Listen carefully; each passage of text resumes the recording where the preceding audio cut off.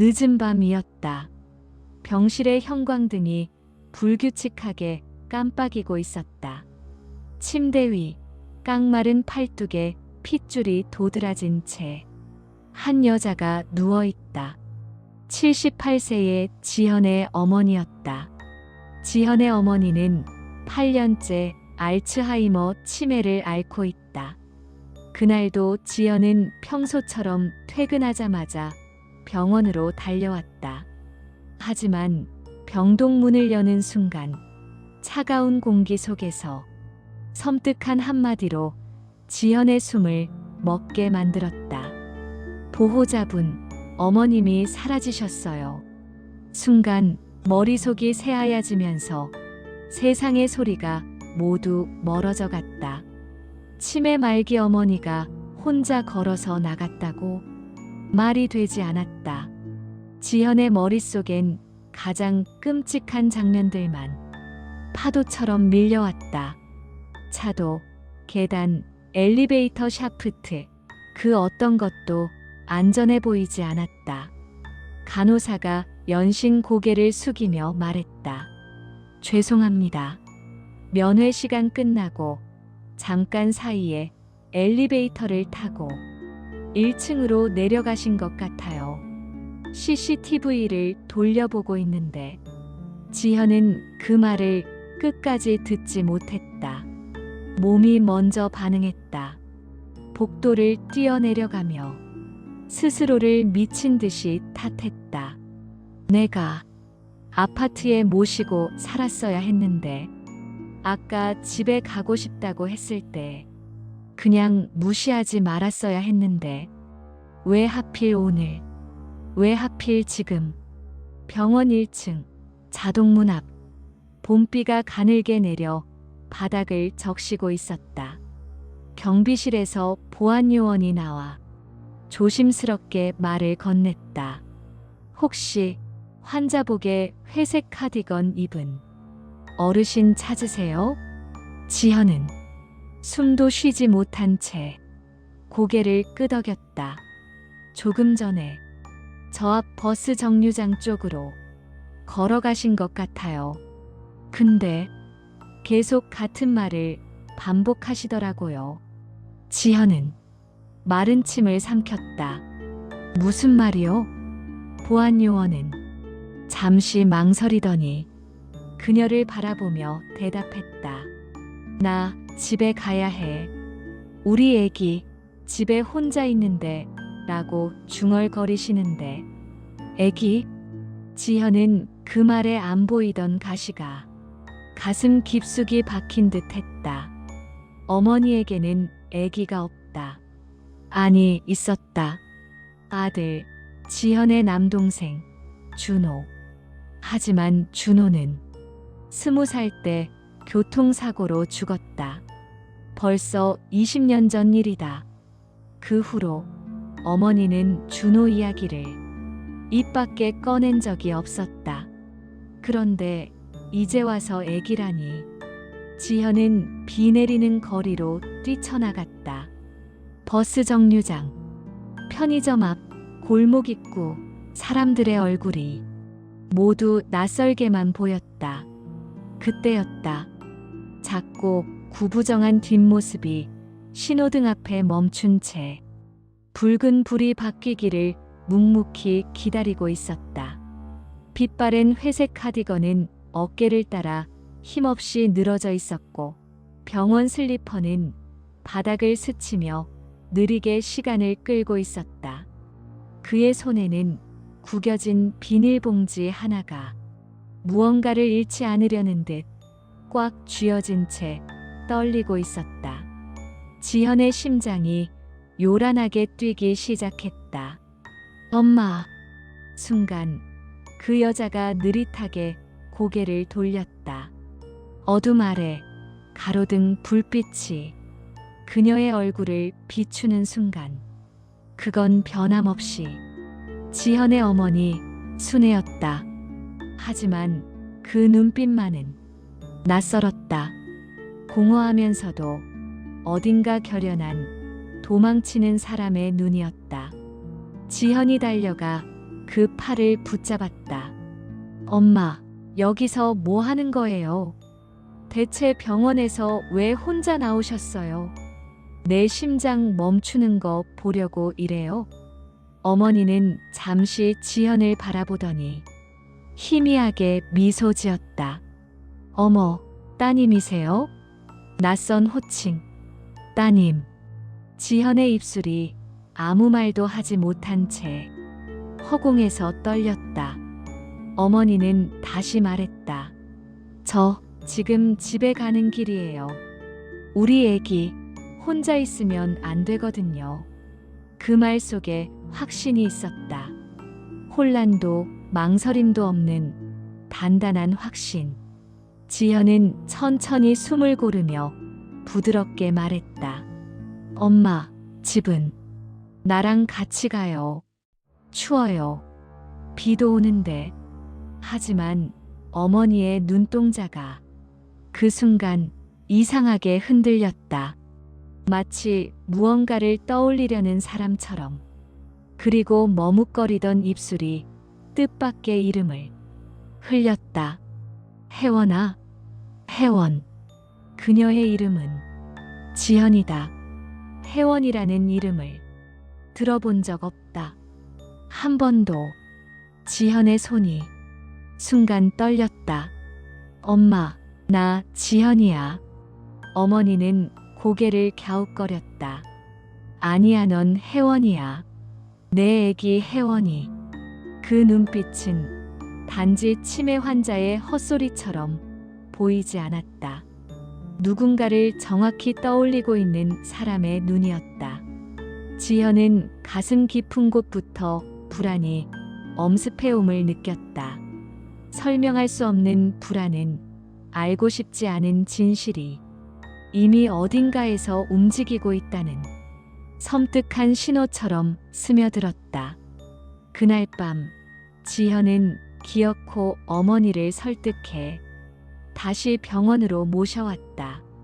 침대에 눕히고 담요를 덮어드린 후 손등을 쓰다듬으며 말했다. 엄마, 이제 제발 밖에 나가지 마요. 알겠죠? 나 혼자 두고 또 어딜 가면 나는 또 하루 종일 불안해져요. 여기 있으면 내가 매일 올 수 있고 엄마도 혼자 안 아프고 아무 일도 없이 안전하게 여기 있을 수 있잖아요. 그러니까 약속해요, 엄마. 다시는 몰래 나가지 않겠다고. 어머니는 한참을 천장을 보다가 갑자기 낮게 웃음을 터뜨렸다. 안전. 그 웃음은 쓸쓸했고 어딘가 비밀을 품은 사람의 체념에 가까웠다. 여기보다 세상 어디에도 안전한 곳은 없을 줄 알았지. 근데 말이야. 어머니는 고개를 돌려 지현을 똑바로 바라보았다. 잠시 눈이 맑아졌다. 치매 환자에게 가끔 찾아온다는 맑은 시간. 지현은 그때마다 기적처럼 느꼈다. 하지만 오늘은 달랐다. 기적이 아니라 압박처럼 느껴졌다. 어머니의 입술이 천천히 움직였다. 세상에서 제일 위험한 곳이 어디인 줄 아니? 지현은 고개를 저었다. 어머니는 조용히 말했다. 비밀을 숨기는 곳이야.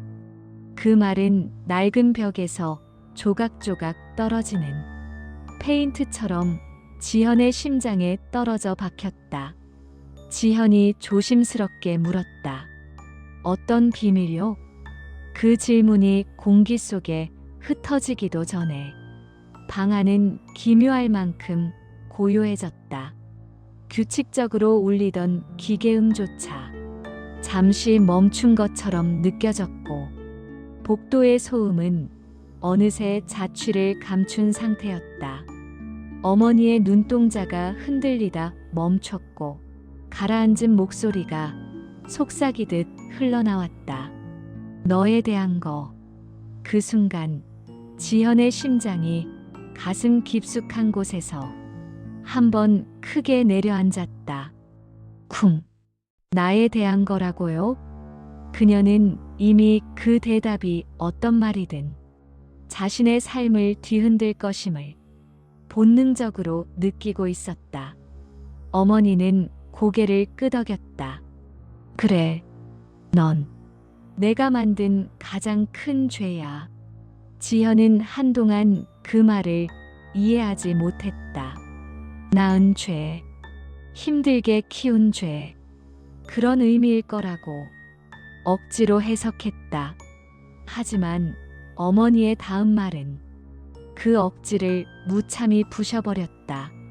지현아, 언젠가처럼 살갑게 부르는 이름. 그러나 목소리에 섞인 감정은 전과 달랐다. 애틋함, 미안함, 두려움, 그리고 오랫동안 눌러온 고백의 무게. 사실은 넌 내 딸이 아니야. 한순간 시간이 멈췄다. 천장의 형광등이 깜빡이는 소리조차 들리지 않았다. 지현은 웃어버리고 싶었다.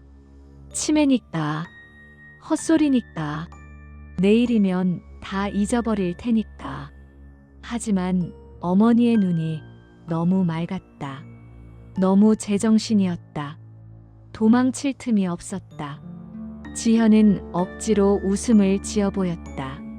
엄마, 또 이상한 말 하지 마요. 지현이 살짝 웃으며 고개를 저었다. 내가 누구 딸인지 내가 더 잘 알잖아요. 왜 자꾸 그런 말을 해요?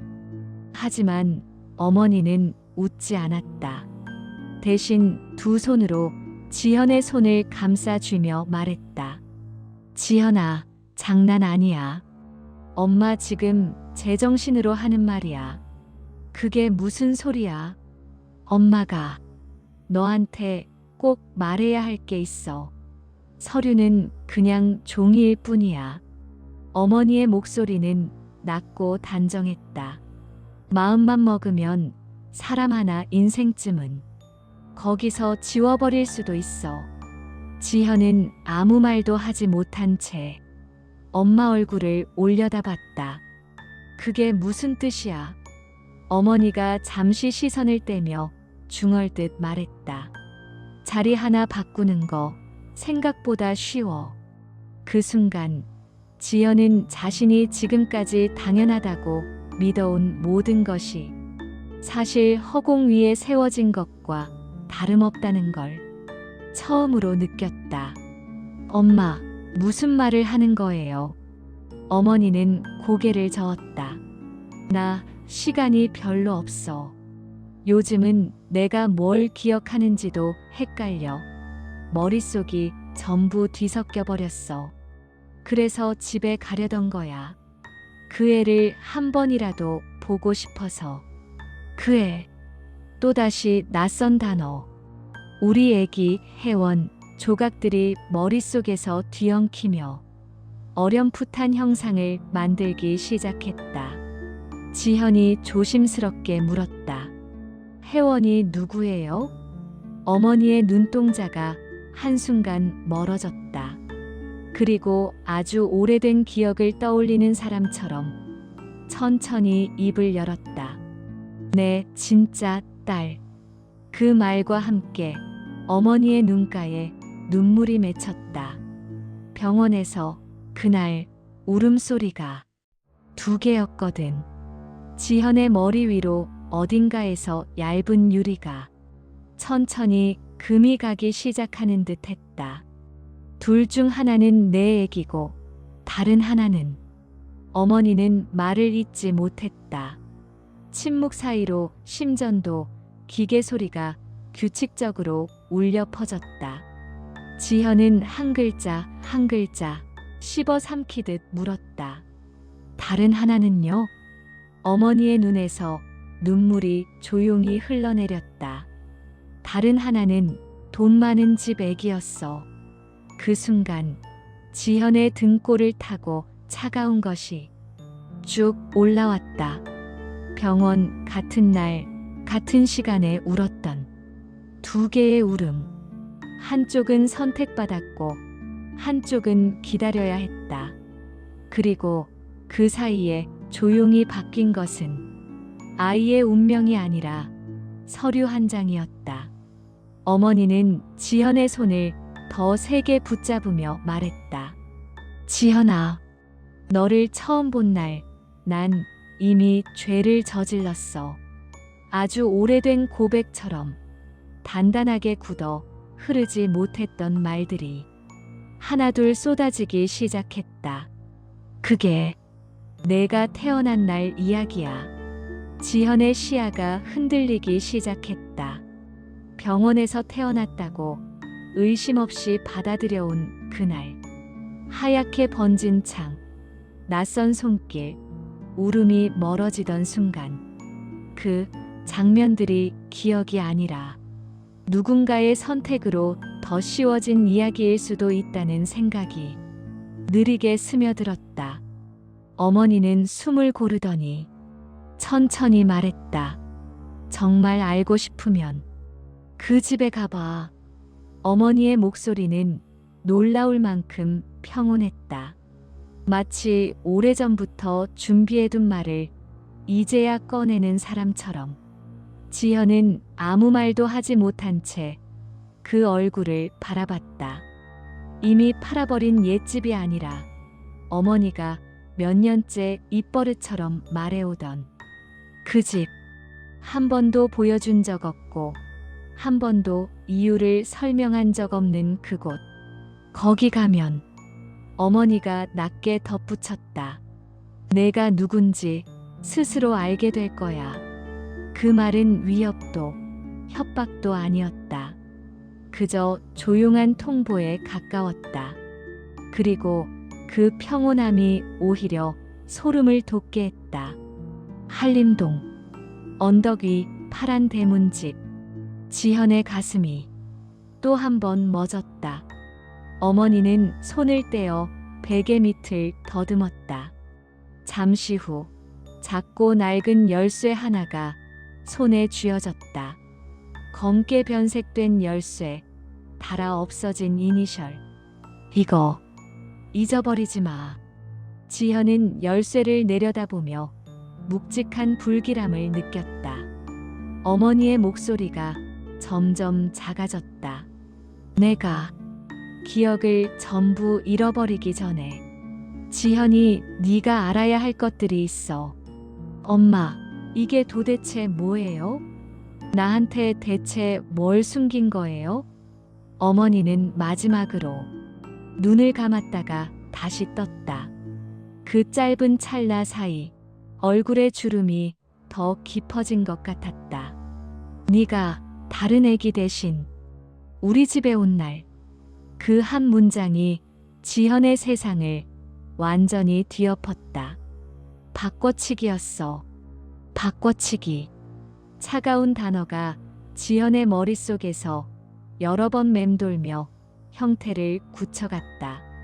어머니는 마치 자신이 저지른 죄를 다시 눈앞에서 보는 듯 표정이 일그러졌다. 난 내 아기를 지키고 싶었어. 근데 그 집 사람들은 돈이 많았고 우린 아무것도 없었지. 어머니의 눈가에 또다시 눈물이 맺혔다. 그래서 바꿔치기 했어. 누구 하나 모르게. 지현은 입술을 떨며 속삭이듯 물었다. 그럼 나는 그 집 애기예요? 어머니는 대답 대신 다시 천장을 바라봤다. 눈동자가 흔들렸다. 내 머리가 가끔씩 흐려져. 그래서 이렇게라도 말해두는 거야. 나 언제 다시 넌 누구냐고 물을지 모르거든. 지현의 눈에 눈물이 고였다. 엄마, 그런 이야기 왜 이제 와서? 어머니는 눈을 감으며 힘없이 웃었다. 이제 와서라도 하는 게 안 하는 것보단 덜 나쁜 죄니까. 간호사가 문을 열고 들어와 수액 상태를 확인했다. 짧은 시선 교환, 그리고 무거운 침묵. 그날 밤 집으로 돌아가는 길에 지현은 한참 동안 핸들을 잡지 못했다. 주차장에 앉아 연신 열쇠를 만지작거리며 생각했다. 한림동, 언덕 위, 파란 대문집. 정말로 그곳에 내가 모르는 무언가가 있을까? 아니면 내가 태어난 진실이 있을까? 다음 날 아침, 지연은 결국 그곳으로 향했다. 내비게이션에 한림동을 찍고 도착했지만 기억 속 파란 대문을 찾기 위해 골목을 조급하게 헤매기 시작했다. 그리고 마침내 오래된 계단 위에 덩그러니 서 있는 한 집 앞에 멈춰 섰다. 낡은 회색 담장, 군데군데 벗겨진 페인트, 그리고 시간에 바랜 파란 대문 하나. 바로 그곳이었다. 지현은 떨리는 손으로 주머니 속 열쇠를 꺼냈다. 열쇠가 매끄럽게 자물쇠에 들어갔다. 철컥. 마치 오래도록 누군가를 기다려온 것처럼 문이 천천히 열렸다. 곰팡이 냄새와 낡은 나무 냄새, 그리고 어디선가 희미하게 풍겨오는 알코올 소독약의 흔적. 지현은 숨을 고르고 안으로 들어섰다. 거실, 낡은 소파, 벽에 걸린 오래된 액자. 그중 하나가 유독 눈에 들어왔다. 액자 속 사진. 젊은 시절의 어머니가 아기를 안고 웃고 있었다. 문제는 그 아기의 얼굴이었다. 분명히 어린 지현일 거라고 생각했다. 하지만 아기의 눈매, 입꼬리, 얼굴형. 어디에서도 지현의 흔적을 찾을 수 없었다. 너무나 낯선 얼굴이었다. 지현은 발밑이 갑자기 사라진 것처럼 순간 숨이 막히는 아찔함에 휩싸였다. 사진 아래 흰색 테이프에 누군가가 적어둔 글씨, 삐뚤어진 필체로 이렇게 적혀 있었다. 우리 혜원이 첫돌, 혜원은 어머니가 밤마다 부르던 이름. 침대 위에서 허공을 향해 손을 뻗으며 울먹이던 그 이름. 그 애기, 그 진짜 딸. 지현의 손이 사진을 쥔 채 부르르 떨렸다. 그리고 그 옆, 조금 더 위쪽에 걸린 또 다른 액자를 보는 순간 숨이 완전히 멎었다. 이번 사진 속에는 또 다른 아기가 어머니 품에 안겨 있었다. 익숙한 얼굴이었다. 사진 속 아기의 눈, 코, 입, 거울 속 어릴 적 자신의 얼굴과 똑같았다. 사진 아래에는 다른 문장이 적혀 있었다. 그날 데려온 애. 잉크는 많이 번져 있었지만 분명히 그렇게 읽혔다. 그날 데려온 애. 지현은 벽에 기댔다. 지현의 심장은 감당할 수 없는 진실 앞에서 거칠게 요동치기 시작했다. 어머니가 말했던 그날. 두 개의 울음소리, 돈 많은 집 애기, 바꿔치기, 그리고 어머니의 마지막 말. 넌 내 딸이 아니야. 사진 뒤편에서 무언가가 또르르 바닥으로 떨어졌다. 오래된 봉투 하나. 지현은 몸을 굽혀 그 봉투를 집어들었다. 겉면에는 아주 오래된 병원 이름이 희미하게 적혀 있었다. 한림 산부인과. 그리고 봉투 아래 한 줄. 신생아 교환사고 내부 기록용.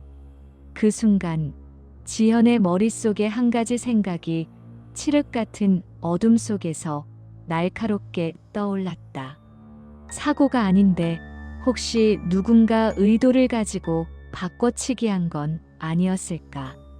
봉투를 열려는 순간 지현의 핸드폰이 울렸다. 병원이었다. 발신자 표시 요양병원 병동. 지현은 손에 힘이 풀릴 만큼 깜짝 놀랐다. 통화를 받자 간호사의 떨리는 목소리가 흘러나왔다. 보호자분, 지금 어머님께서 많이 흥분하셨어요. 계속 같은 말을 반복하시는데 지현은 숨을 죽였다. 무슨 말이에요? 간호사는 숨을 한번 고르고 조심스럽게 말했다. 지금 계속 이렇게 말씀하세요. 혜원이를 돌려줘. 그 집에 간 애가 돌아와야 해. 잘못 온 애는 이제 다시 보내야 해. 순간 지현의 손에서 봉투가 바닥으로 떨어졌다. 잘못 온 애는 다시 보내야 해.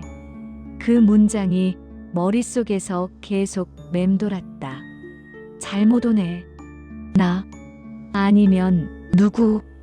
그리고 어디로 다시 보내겠다는 걸까? 지현은 바닥에 떨어진 봉투를 덥석 집어들었다. 그 속에 있는 서류와 기록들이 그녀의 인생을 어디로 끌고 갈지 알지 못한 채. 하지만 한 가지는 분명했다. 어머니가 숨긴 과거는 단순한 실수나 가난한 시절에 어쩔 수 없는 선택이 아니라는 것. 누군가는 빼앗기고 누군가는 훔쳐온 인생을 살아왔다는 것. 그리고 그 중심에 자신이 서 있다는 것. 지현은 숨을 깊게 들이켰다. 이제 돌아갈 수 없는 문을 열어버렸다는 걸 알면서도. 그날 밤 병원 침대 위에서 어머니는 천천히 눈을 떴다. 그리고 허공을 향해 손을 뻗으며 나지막이 중얼거렸다. 혜원아, 엄마가 결국 문을 열어버렸구나. 어머니의 눈가를 타고 한 줄기의 눈물이 조용히 흘러내렸다. 마치 오래 숨겨둔 죄가 마침내 빛을 본 것을 슬퍼하는 듯이. 그리고 그 순간 지현은 낡은 봉투 안에서 한 장의 서류를 꺼내 들고 있었다. 서류 맨 위에는 굵은 글씨로 이렇게 적혀 있었다. 신생아 바꿔치기 의심 보고서. 담당 간호사 김소은. 그리고 아래 지현의 손끝이 멈췄다. 그 이름을 읽는 순간 심장이 무겁게 가라앉았다. 익숙하다는 말로는 부족한 이름. 그 이름이 이 서류에 적혀 있다는 사실 자체가 이미 모든 걸 뒤흔들고 있었다. 그러나 그 이름이 누구인지는 지금은 말하지 않겠다. 이 진실을 마주하는 순간 당신 역시 눈을 돌릴 수 없게 될 테니까. 이 이야기는 지금부터 한 사람의 인생을 무너뜨리기 시작한다.